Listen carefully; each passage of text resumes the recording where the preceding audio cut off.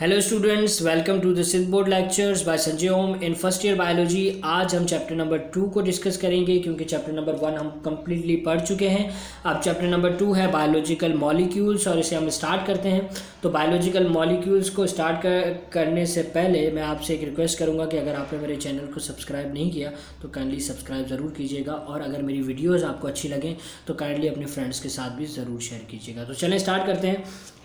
तो इस चैप्टर में आज हम जिस टॉपिक को डिस्कस करने वाले हैं उसमें हम वाटर को डिस्कस करेंगे, लेकिन उससे पहले कुछ चीज़ें हैं जिनको मैं छोटा सा एक ओवरव्यू दूंगा, क्योंकि इन चीज़ों को हम आगे जाके डिटेल में डिस्कस करेंगे। तो जस्ट मैं आपको एक छोटा सा ओवरव्यू दूंगा और उसके बाद हम डायरेक्ट वाटर के ऊपर चले जाएंगे कि वाटर कि कितना इंपॉर्टेंट है हमारी लाइफ के लिए या फिर हमारे लिए।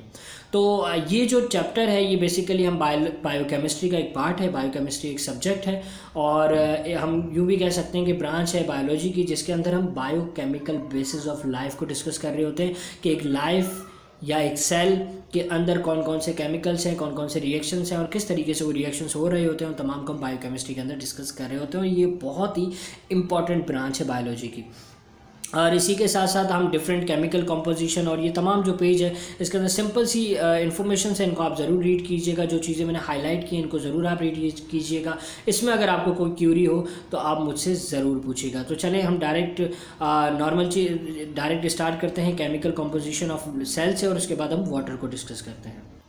सो केमिकल कंपोजिशन ऑफ सेल को डिस्कस करते हैं। तो केमिकल कंपोजिशन ऑफ सेल में हम एक वर्ड है, एक टर्म है जिसको डिस्कस करते हैं, that is called protoplasm. Protoplasm basically एक सेल के अंदर हम यूँ कह सकते हैं कि प्रोटोप्लाज्म दो पार्ट्स पे मुश्तमिल है। एक सेल में एक सेल है आपके पास, उस सेल के प्रोटोप्लाज्म को हम डिस्कस कर रहे हैं।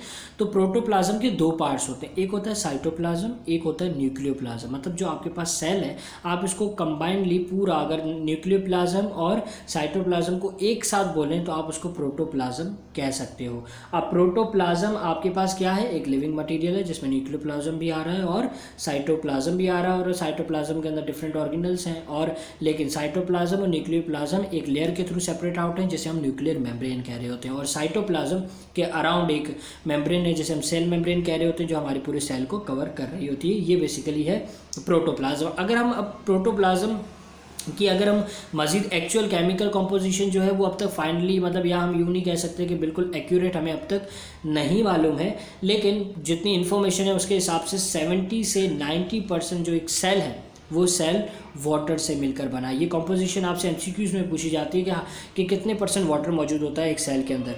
और अगर हम एक सेल लें और उस सेल के अंदर से वाटर को एवापोरेट कर दें तो जब वाटर एवापोरेट हो जाएगा तो जस्ट क्या रहेगा उसके अंदर के ऑर्गेनल्स या बाकी चीज़ें, तो उसे हम कहते हैं dry weight of the cell. उसे हम क्या कहते हैं, अगर वाटर को एवापोरेट कर दें तो वो जो मटीरियल रह जाएगा, जो चीज़ें रह जाएंगी उसे हम कहेंगे dry weight of the cell. और ये dry weight of the cell mostly carbon containing molecules के ऊपर मुश्तमिल होता है जिसे हम ऑर्गेनिक मॉलिक्यूल्स कहते हैं। पहले तो एक बहुत बड़ी मिस्ट्री थी कि ऑर्गेनिक मॉलिक्यूल्स हम नहीं प्रिपेयर कर सकते या वो जो है वो नेचुरली हैं, लेकिन आजकल केमिस्ट ने ऑर्गेनिक मॉलिक्यूल्स को भी सिंथेसाइज कर लिया लेबॉर्ट्री के अंदर, और इसी तरीके से जो और प्रोडक्ट्स या जो कंपाउंड लिविंग बॉडी के अंदर बन रहे होते हैं या जो भी प्रोड्यूस हो रहा होता है, इसे हम इन शॉर्ट क्या कह रहे होते हैं, हम कह रहे होते हैं ये बायोकेमिकल्स हैं। हम इन्हें ऑर्गेनिक कंपाउंड की तरफ इस तरफ नहीं जा रहे होते, कहना दुरुस्त है, ऐसा नहीं है कि हम इनको नहीं कह सकते, ऑर्गेनिक कंपाउंड्स भी कह सकते हैं, लेकिन आजकल हम the compound produce by the living organism, जो लिविंग ऑर्गेनिज्म के थ्रू जो कंपाउंड्स बन रहे होते हैं हम उन्हें बायोकेमिकल्स कह रहे होते हैं। अब अगर हम एक सेल की बात करें तो एक सेल के अंदर तकरीबन 6 एलिमेंट्स हैं, और एक सेल बिल्कुल 6 एलिमेंट पे मिलकर बना है, या हम कह सकते हैं कि वो जो बायोकेमिकल्स हैं वो बायोकेमिकल के अंदर कौन कौन से एलिमेंट्स आ रहे होते हैं, तो उनके अंदर 6 केमिकल्स आ रहे होते हैं, जो 6 एलिमेंट्स आ रहे होते हैं, that is carbon, hydrogen, nitrogen, oxygen, phosphorus and sulphur, जो तकरीबन 98% बायोकेमिकल्स को बिल्डअप कर रहे होते हैं। मतलब बायोकेमिकल का 98% पोर्शन इन एलिमेंट से मिलकर बना होता है, जो कि एक इम्पॉर्टेंट है, जो कि 6 एलिमेंट्स है, जो बहुत ज़्यादा इंपॉर्टेंट है। और यही 6 एलिमेंट्स जो हैं इनकी जो डिफरेंट प्रॉपर्टीज़ हैं और ये डिफरेंट फंक्शंस प्रोड्यूस करते हैं हमारी बॉडी के अंदर। तो आप देख सकते हैं कि ये इन्होंने एक छोटा सा चार्ट बनाया हुआ है जिसके अंदर इनके फंक्शंस भी बताए हुए और ये भी बताया गया है कि बॉडी के अंदर ये कितने % के अंदर मौजूद है। खैर हम इनको बाद में डिस्कस करेंगे कि कौन कौन सी चीज़ें हैं, लेकिन आज हम फिलहाल छोटा सा एक इंट्रो ले रहे हैं और उसके बाद हम वाटर पे आएंगे।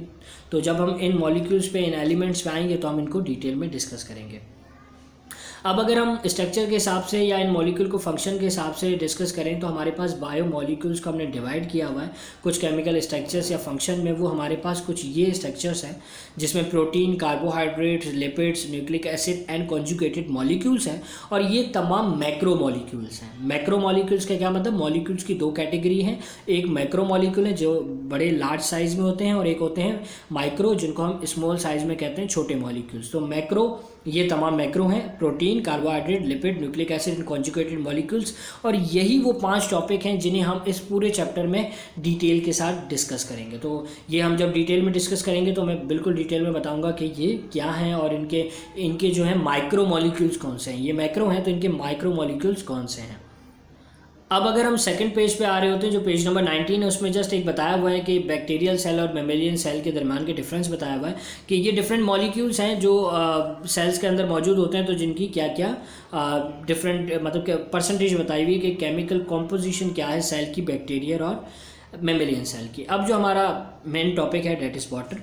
तो वाटर में जैसे कि मैंने बताया कि एक जो सेल है वो 70 से 90% मिलकर बना हुआ है। ये बहुत ही इसके डिफरेंट, ये बहुत ही वाटर एक इम्पॉर्टेंट रोल प्ले करता है, और ये एक बायोलॉजिकल सॉल्वेंट भी इसे कहा जाता है। और वाटर एक पॉलर मॉलिक्यूल है, जिस तरह केमिस्ट्री आपको आती होगी तो केमिस्ट्री में आपको पता होगा कि वाटर एक पॉलर मॉलिक्यूल है। पॉलर का मतलब होता है जिसके ऊपर चार्जेज होते हैं, जिसके ऊपर आयंस होते हैं, जो एक चार्ज कंटेन करता है। तो जैसे कि आप देख सकते हैं कि ये आपके पास एक वाटर का स्ट्रक्चर बना हुआ है कि पॉलर कोवलेंट बॉन्ड मौजूद है, 2 हाइड्रोजन है और दोनों हाइड्रोजन ने ऑक्सीजन के साथ बॉन्ड बनाया हुआ है। ऑक्सीजन के ऊपर नेगेटिव चार्ज एंड हाइड्रोजन के ऊपर पॉजिटिव चार्ज है, और इसी वजह से हम इसे पॉलर मॉलिक्यूल कह रहे होते हैं। वाटर की जिन इंपॉर्टेंट प्रॉपर्टीज़ को हम डिस्कस करने वाले हैं, ये आपसे आपके एग्जाम्स में कराची बोर्ड के अंदर ये बाकायदा एक सवाल पूछा जाता है, और इसी के साथ साथ ये डिफरेंट NTS के अंदर MCQs में भी पूछा गया है। तो आई होप कि ये टॉपिक आपको अच्छे तरीके से समझ भी आएगा और आपके लिए बेनिफिशियल भी होगा। तो कुछ 5 फंक्शंस हैं वाटर की, या 5 ऐसी प्रॉपर्टीज़ हैं जो बायोलॉजिकली बहुत ज़्यादा इंपॉर्टेंट है। सबसे पहली है कि वो बेस्ट सॉल्वेंट है। सॉल्वेंट का क्या मतलब है, जिसके अंदर कोई चीज़ डिज़ोल्व हो जाए। वाटर पॉलर नेचर होने की वजह से काफ़ी ऐसे आयोनिक सब्सटेंसेज हैं जो डिसोसिएट हो जाते हैं आयंस के अंदर। जैसे NaCl है तो Na पॉजिटिव है, Cl नेगेटिव है, ये दोनों कंबाइन है, ठीक है। लेकिन जब ये वाटर में जाते हैं तो टूट जाते हैं, Na अलग हो जाता है, Cl अलग हो जाता है, और जब ये अलग हो जाते हैं तो ये वाटर के अंदर ईजिली डिज़ोल्व हो जाते हैं। और जब ये डिज़ोल्व हो जाते हैं तो फिर ये अपना हमारी बॉडी के अंदर डिफरेंट फंक्शंस को जो है प्रोड्यूस करते हैं। तो ये एक बेस्ट सॉल्वेंट है। और इसी के साथ साथ जब डिफरेंट चीज़ें इस वाटर के अंदर सॉल्युबल हो जाती हैं, तो हमें जिस तरह मालूम है कि सेल के अंदर तकरीबन 90% वाटर है, तो सेल के अंदर डिफरेंट चीज़ों को इंटर होने के लिए पहले सॉल्युबल होना पड़ता है वाटर के अंदर, और सॉल्युबल होने के बाद वो वाटर के थ्रू ट्रांसपोर्ट भी हो जाती है। तो डिफरेंट आयंस और मॉलिक्यूल जब वाटर के अंदर डिजॉल्व हो जाते हैं तो ये आयंस जो है वो डिफरेंट मूव भी करते हैं सेल के इन और आउट, और इसके साथ साथ वो डिफरेंट केमिकल रिएक्शंस के अंदर भी अपना रोल प्ले करते हैं। लेकिन उससे पहले उन आयंस को क्या होना होता है, डिजॉल्व होना होता है एक सॉल्यूशन के अंदर जो कि वाटर है। तो वाटर जो कि एक बेस्ट सॉल्वेंट है। इसके बाद नेक्स्ट अगर आप देखें तो इन्होंने कहा है slow to absorb and release heat, मतलब कि वाटर जो है वो हाई स्पेसिफिक हीट कैपेसिटी रखता है। अगर हम स्पेसिफिक हीट कैपेसिटी को डिफाइन करें तो इसका मतलब ये होता है कि एक ऐसा सब्सटेंस जिस सब्सटेंस को तकरीबन अगर हम इस डेफिनेशन के हिसाब से देखें तो क्या लिखा है, the measure of the amount of energy needed to raise the temperature 1 gram of substance by 1 centigrade. मतलब कि अगर 1 ग्राम आपके पास कोई सब्सटेंस है और उसका टेम्परेचर आपने 1 ग्राम इंक्रीज करना, 1 सेंटीग्रेड इंक्रीज करना है, 1 ग्राम सब्सटेंस का आपने टेम्परेचर इंक्रीज करना है 1 सेंटीग्रेड, तो हमें जितनी एनर्जी चाहिए होगी उस एनर्जी को हम स्पेसिफिक हीट कैपेसिटी कह रहे होते हैं। और अगर हम वाटर की बात करें तो वाटर की स्पेसिफिक हीट कैपेसिटी बहुत ज़्यादा होती है, क्योंकि अगर हम नॉर्मली बात करें तो वाटर का जो बॉइलिंग पॉइंट है वो 100 सेंटीग्रेड है। तो वाटर को वार्म अप होने के लिए भी बहुत ज़्यादा एनर्जी चाहिए। तो थर्मल स्टेबिलिटी जो है वो बहुत ही इंपॉर्टेंट रोल प्ले करती है प्रोटोप्लाज्म के ऊपर। तो इसी तरीके से अगर हम बात करें तो वाटर की बहुत ज़्यादा एनर्जी चाहिए होती है उसे वार्म अप करने के लिए। तो यही स्टेबिलिटी की वजह से बायोकेमिस्ट्री जो लाइफ की है जिसके अंदर डिफरेंट रेट जो हैं वो एक नॉर्मल कंडीशंस के अंदर हो रहे होते हैं इसी एक प्रॉपर्टी की वजह से, और डिफरेंट फंक्शंस को जो है वो कांस्टेंट रेट पे डिफरेंट सेल्स या हमारी बॉडी जो है वो परफॉर्म कर रही होती है। अब जैसा कि हमने वाटर के अंदर पढ़ा था कि वाटर के अंदर बॉन्डिंग मौजूद होती है, जैसे कि हाइड्रोजन उसमें मौजूद है तो उसमें हाइड्रोजन बॉन्डिंग भी होती है। तो जो थर्ड पॉइंट है that is high heat of vaporization. Vapours का क्या मतलब होता है, लिक्विड से गैस में कन्वर्ट हो जाना। तो हाई हीट ऑफ वेपराइजेशन का मतलब वेपर्स में कन्वर्ट हो जाना। तो वाटर के मॉलिक्यूल्स जो है, वाटर का जो एक मॉलिक्यूल है उसके अंदर हाइड्रोजन बॉन्डिंग होती है और हाइड्रोजन बॉन्ड से वाटर जो है वो होल्ड हुआ होता है, जिसकी वजह से वाटर को बहुत ज़्यादा अमाउंट में हीट चाहिए होती है ताकि वो वेपर्स में कन्वर्ट हो सके, वेपर्स में जा सके। इसी वजह से वाटर के मॉलिक्यूल्स को एक स्टेबिलिटी मिल जाती है और इसी स्टेबिलिटी की वजह से water need to loss a lot of energy to form ice. मतलब वाटर को अगर आइस बनना है, ठीक है, तो उसे क्या चाहिए, उसे बहुत ज़्यादा उसको एनर्जी लूज़ करनी पड़ेगी। जब वो बहुत ज़्यादा एनर्जी लूज़ करेगा तभी वो किस में कन्वर्ट होगा, आइस में कन्वर्ट होगा। इसी वजह से क्योंकि वो एनर्जी अपनी इतनी बहुत ज़्यादा एनर्जी लूज़ करेगा तब, तो यही एक रीज़न है जिसकी वजह से सेल की जो कंटेंट है, सेल के अंदर जो चीज़ें हैं वो फ्रीज़ नहीं होती। क्यों नहीं होती? क्योंकि उसको फ्रीज़ होने के लिए बहुत ज़्यादा एनर्जी लॉस करनी पड़ेगी और इनकी जो स्टेबिलिटी है वाटर मॉलिक्यूल्स की वो अच्छी है। तो इसकी जो हाई हीट ऑफ वेपराइजेशन है वाटर की। उसके बाद जो फोर्थ है, ये बहुत ही इंपॉर्टेंट प्रॉपर्टी है वाटर की, ये एम्फोटेरिक मॉलिक्यूल है।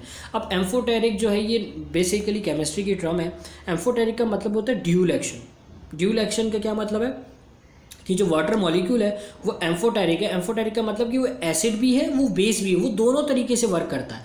वो अपने इलेक्ट्रॉन को देकर H पॉजिटिव आयंस भी बनाता है, वो इलेक्ट्रॉन को गेन करके OH आयंस भी बनाता है। अब वो कैसे, देखो ये जैसे H2O का मॉलिक्यूल है, H2O को अगर हम तोड़ दें तो H पॉजिटिव और OH नेगेटिव आयंस बन जाते हैं। मतलब H पॉजिटिव भी है और OH नेगेटिव भी है। अब सोचो कि अगर हमारी बॉडी के अंदर कभी OH नेगेटिव आयंस की कंसंट्रेशन ज़्यादा हो जाती है और हमारी बॉडी उसे बैलेंस करना चाहती है, तो वो वाटर को तोड़कर उसके अंदर से H पॉजिटिव आयंस को उस जगह ट्रांसफ़र कर देगी जिस जगह H पॉजिटिव आयंस की ज़रूरत है। इस तरीके से वो उस चीज़ को बैलेंस कर देगी। और same goes for the H positive ions कि अगर H पॉजिटिव आयंस ज़्यादा हो जाते हैं तो वो OH नेगेटिव आयंस बनाकर उसे उस तरफ लेकर जाएगी, उस बॉडी के उस रीजन में लेकर जाएगी जिस तरफ उसकी ज़रूरत है। तो एबिलिटी वाटर की जो है वो एक परफेक्ट मीडियम है, मतलब परफेक्ट है बिल्कुल वाटर, क्योंकि वो एक बायोकेमिकल रिएक्शंस करने के लिए बिल्कुल परफेक्ट है। क्यों परफेक्ट है? क्योंकि वो एम्फोटेरिक मॉलिक्यूल है, वो एसिड भी है, वो बेस भी है। कुछ ऐसे मॉलिक्यूल्स, कुछ ऐसे रिएक्शंस होंगे जो एसिड की कंडीशन में होंगे, तो डिफरेंट वो जो है वो एम्फोटेरिक मॉलिक्यूल्स है तो वाटर एसिड की तरह वर्क करेगा और अच्छे तरीके से वो रिएक्शन हो जाएगा। कुछ ऐसे रिएक्शंस हैं जो बेसिस की, मतलब बेस कि उनको नीड होती है, तो उस टाइम वाटर जो है एज अ बेस वर्क करेगा। इसके साथ साथ it's also act as a buffer. Buffer कौन होता है? आपने केमिस्ट्री में पढ़ा होगा कि बफर एक इस तरह का, आप कह सकते हो कि बफर का काम क्या होता है कि वो हमारे ब्लड के अंदर या हमारी बॉडी के अंदर जो पीएच होता है किसी भी चीज़ का, ब्लड का पीएच या फिर किसी सॉल्यूशन के पीएच को चेंज करने से रोकता है व्हेन एन एसिड और अल्कली इज एडिड। मतलब सोच लो कि अगर जस्ट एग्जांपल बात करोगे कि एसिड है, ठीक है, एक बॉडी का रीजन है, ब्लड है, ब्लड का वैसे तो 7 होता है लेकिन मैं एक नॉर्मली कंडीशन एक एग्जांपल दे रहा हूँ कि सोच लो कि जो ब्लड है वो एसिडिक है। अब क्या हो जाता है कि कोई शख्स जो है ब्लड के अंदर बेस डाल देता है, तो क्या होगा कि उसकी एसिडिटी कम हो जाएगा और अल्कलाइन की तरफ शिफ्ट हो जाएगा। लेकिन अगर हम उसमें बफर ऐड कर देंगे ना तो उसको शिफ्ट होने नहीं देगा, वो उसको क्या कर लेगा, बैलेंस कर लेगा या उसको प्रिवेंट कर देगा कि वो उसको बेस में कन्वर्ट ना करे। इसी तरीके से अगर बेस है तो उसको एसिड में कन्वर्ट ना करें। मतलब हम बाज़ औक़ात कुछ ऐसी चीज़ें खा लेते हैं जिसके अंदर एसिड या बेस की क्वांटिटी ज़्यादा होती है, हमारी बॉडी के अंदर डिफरेंट मेटाबॉलिज्म होते हैं जिसके थ्रू कोई सिस्टम आउट हो जाए या फिर मेटाबॉलिज्म के थ्रू एसिड की क्वांटिटी ज़्यादा हो जाए, तो इस चीज़ों को बफर जो है वो बहुत ही अच्छे तरीके से कंट्रोल करता है और प्रिवेंट करता है पीएच को चेंज होने में। और ये पीएच बहुत ज़्यादा इंपॉर्टेंट रोल प्ले करता है सेल की मेटाबॉलिज्म से, क्योंकि अगर पीएच डिफरेंस हुआ तो क्या होगा कि सेल का मेटाबॉलिज्म जो है उस पर इफेक्ट पड़ेगा। उसके बाद हम एक लास्ट प्रॉपर्टी को डिस्कस करेंगे वाटर की, that is cohesive force. Cohesive force क्या होती है?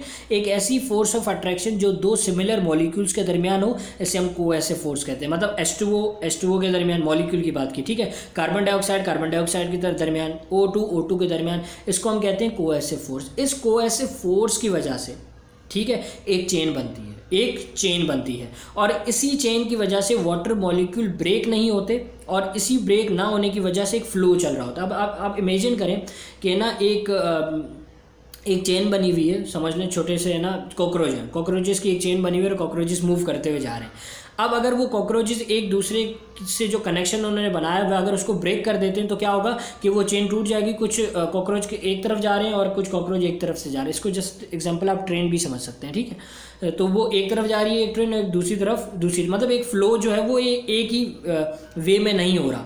तो वाटर के मॉलिक्यूल्स के दरमियान इसी कोहेसिव फोर्स की वजह से तमाम मॉलिक्यूल्स एक दूसरे से अटैच होते हैं और अटैच होने की वजह से वाटर का जो फ्लो होता है फ्रीली होता है और इसी वजह से वाटर जब एक तरफ मूव कर रहा होता है तो वो जितना वाटर होता है ना वो सारा का सारा उसी तरह मूव करने शुरू हो जाता है। और ये किस वजह से होता है, ये हाइड्रोजन बॉन्डिंग की वजह से होता है। और इसी के साथ साथ water molecules are adhere to the surface, वो सरफेस के ऊपर भी चिपक जाते हैं, ठीक है, जैसे कि हमने देखा था। और इसके साथ जो सबसे इंपॉर्टेंट बात है वो ये कि water is excellent transport and matrix medium both outside inside the cell. इसी वजह से जब, क्योंकि देखो वाटर एक बायोलॉजिकल सॉल्वेंट है, उस वजह से बहुत ही सी चीज़ें जो है वाटर के अंदर ईजिली डिज़ोल्व हो जाती हैं। और डिज़ोल्व होने के बाद यही एक वजह है जिसकी वजह से डिफरेंट आयंस या डिफरेंट मॉलिक्यूल्स जो वाटर के अंदर डिज़ोल्व हो जाते हैं, तो डिज़ोल्व होने के बाद वो ईजिली ट्रांसपोर्ट होते हैं, सेल के अंदर भी जाते हैं और सेल से बाहर भी आते हैं। तो इस तरीके से वो डिफरेंट मेटाबॉलिज्म फंक्शंस को भी अच्छे तरीके से परफॉर्म कर पाते हैं। तो आई होप कि आपको ये वीडियो अच्छी तरीके से समझ आई होगी। Kindly subscribe my channel and like and share with your friends. Thank you.